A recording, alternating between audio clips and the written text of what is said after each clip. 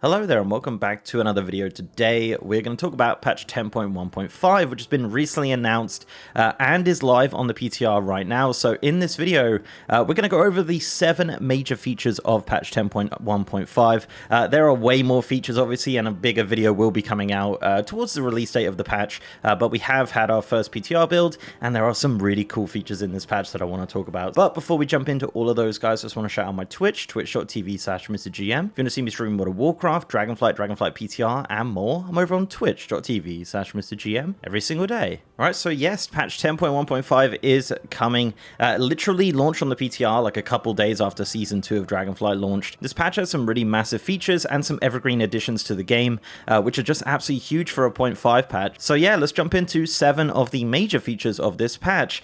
First being, of course, a brand new Megadungeon. This is a 8-boss Megadungeon. We knew this was coming, but finally we know the theming of it, and it is themed around the Bronze Dragonflight, and it is called Dawn of the Infinite. Now this is a really cool looking dungeon. It's not currently available for testing as of this video. Obviously I'll have more in-depth videos coming out real soon about this dungeon. What we know so far is that it's an 8-boss dungeon featuring some really interesting fights like the Blight of Galakrond. Iridikron is one of the bosses, Tyr is one of the bosses, and the last boss is Chronoloord Dion's, who was the last boss of Uldaman, so he's finally coming back. This dungeon also features a different fight depending on Horde or Alliance, which will be very interesting. This will be Mythic only when it launches, and no doubt in Season 3 of Dragonflight we will see it go Heroic and of course Mythic Plus, but as of 10.1.5 it will be Mythic 0 only. We don't know anything about the loot or the items that will be dropping from here as of yet, but that will come in a later build of course. But from the promo images, this looks absolutely phenomenal. I love the look of this dungeon. It's going to be just a wild ride, and I'm really looking forward to seeing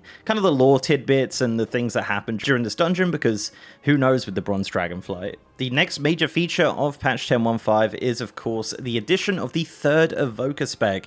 This is the Augmentation Evoker spec. This is not a tank spec. This is not a healing spec. This is actually a support spec based around a damage dealing spec. So this is a DPS, but it is a support specialization, which is kind of a new thing for World of Warcraft. So essentially the way that this works is that you do damage abilities, but doing so buffs your allies and boosts them up. So it's essentially like PI the spec as such. It is available for testing right now on the PTR, so if you are an Evoker main or just want to try it out, you can jump on the PTR and try it out right now. It has some really cool new animations, some cool new abilities of course, and it is just wild to see a brand new specialization come into the Evokers after a long rumored and data mined and speculated spec. It is finally coming, and it is the Augmentation Evoker. This is going to be really interesting, obviously coming halfway through the season of Season 2, so we'll have to see how that works out, and as mentioned, it is available for testing right now on PTR, and no doubt it's going to need a lot of testing to be kind of perfect, but it seems like a lot of fun. It's definitely interesting. Personally, I would have preferred a tank spec, but you know, you can't win them all. It is very interesting to see them testing the waters with a potential 4th kind of support spec on top of the tank, healer, and DPS roles. Also coming in 10.1.5 is the addition of Warlocks for all races. So over the last couple patches, we've had the addition of priests and rogues and mages, and of course monks in the last one, but now we are getting Warlocks for everybody. Everybody, all the races apart from Drakthir, can become Warlocks in patch 10.1.5. This makes the most sense right now because it is one of the classes which does not have that many art requirements from a racial standpoint. If you look at like a paladin, for example, they know to be a charger, totems with shamans, etc. But Warlocks seem to be a pretty easy win in regards to that.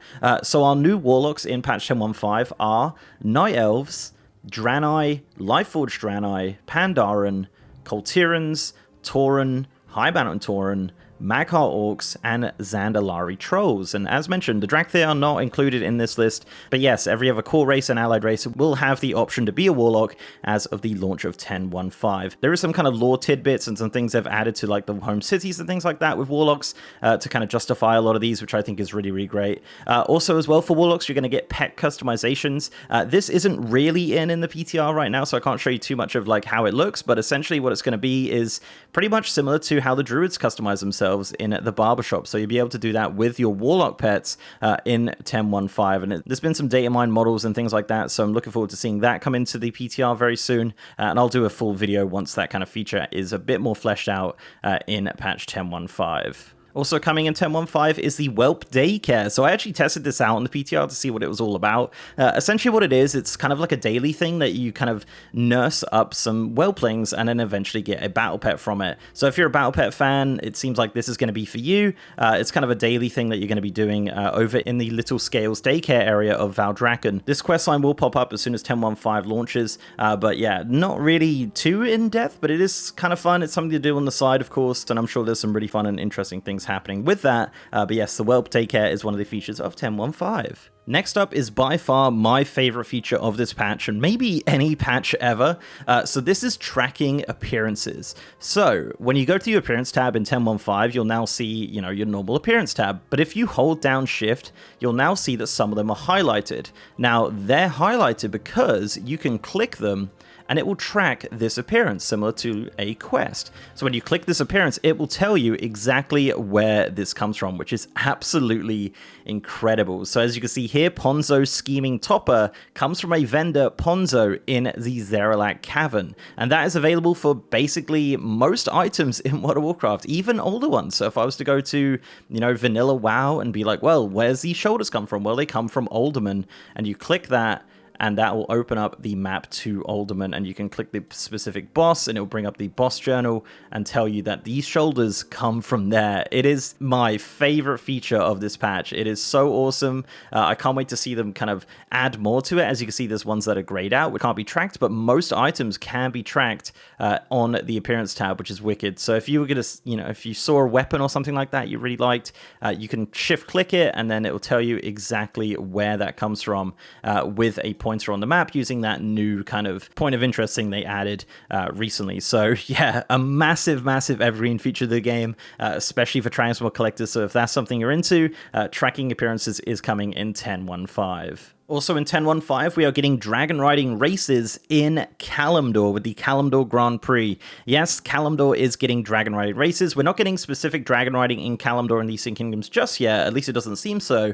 However, there is some rumors of that. But again, early PTR, we're not really too sure on how this works. But from the looks of things, it looks like exclusively Dragonriding races will be happening in Kalimdor with a ton of achievements linked to all of those different races, of course, in normal, advanced, and of course reverse. So a ton more race content coming in 10.1.5 in Kalimdor. There's also a bunch of hidden achievements for the Eastern Kingdoms races as well, so we're probably going to get some Eastern Kingdom races coming in. I'm not sure in 10.1.5, but there's definitely data in the game files to suggest that Eastern Kingdoms will be getting some Dragonriding races as well. There's also some very interesting changes to Dragonriding, including some changes to like Nether Drakes and all of the Drakes in WoW having a new flag in the data, which could potentially mean that they'll be enabled for Dragonriding.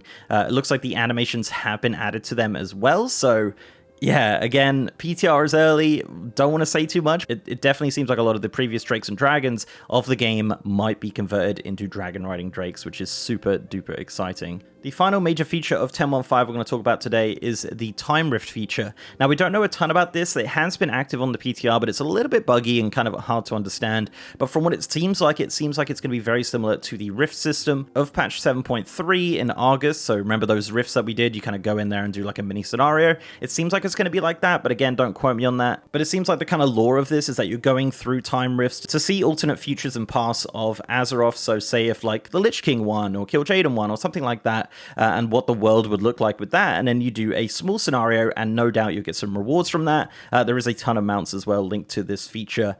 So yeah, there's tons of different maps which have been data mined. So you have one in Antorus, you have one in Nyalotha, you have one in Tomb of Sargeras, you have one in Megadungeon, you have one in Icecrown, you have one in Tierhold, Dragonblight, and then you have a new map with airships in like a Zandalari area. So a lot of different alternate realities are going to be happening. Basically all of these use existing map assets, but I think it could be really cool. I'm really looking forward to kind of diving into this feature and testing it a lot more and seeing kind of the fun alternate realities. I'm sure the dev team are having a ton of fun creating all of these alternate realities and these scenarios in the game. So a ton of fun to have there. Again, I'll have a full video going over Time Rift once it's a little more fleshed out. We know a bit more about this feature.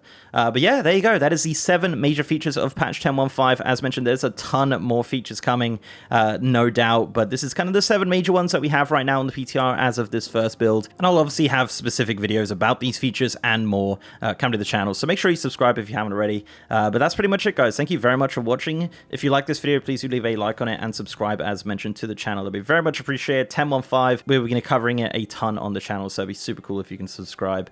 If you want to support me outside of YouTube, I also have a Patreon, and I'm on Twitter at MrGMYT, and I have a Discord channel as well. And of course, as mentioned, I am now streaming on twitch.tv/MrGM, so if you want to see me stream World of Warcraft, Dragonflight PTR, 1015 PTR, over on twitch.tv/MrGM every single day.